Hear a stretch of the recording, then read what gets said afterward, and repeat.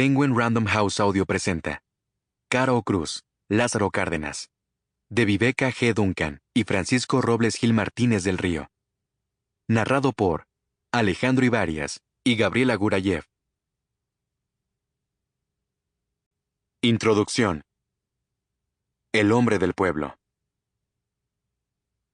A mediados del siglo XX, cuando el famosísimo Bocho llegó a México, sí, el Volkswagen Sedán, el entonces presidente Lázaro Cárdenas apareció en una fotografía junto al pequeño auto alemán con una frase publicitaria contundente: el hombre del pueblo, con el auto del pueblo.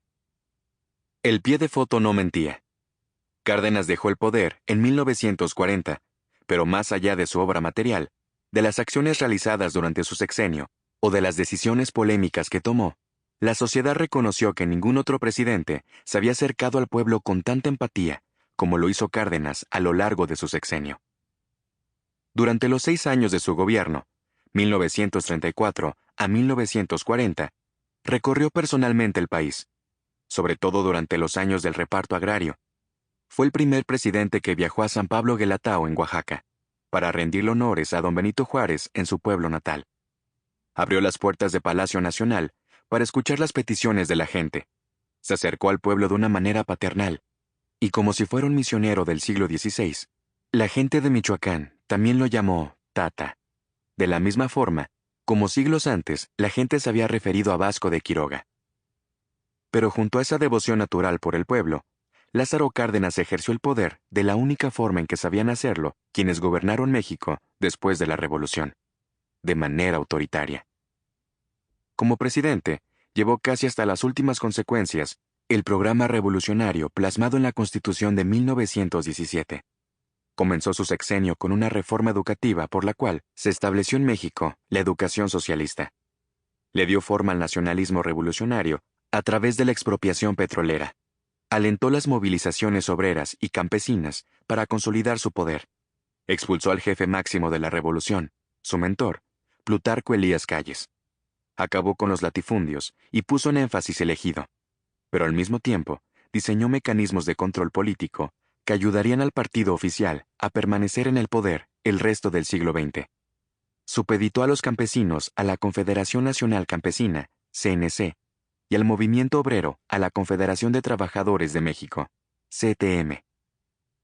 La empatía con el pueblo y el ejercicio del poder son las dos principales razones por las cuales Lázaro Cárdenas es uno de los personajes señeros dentro del discurso histórico del nuevo régimen.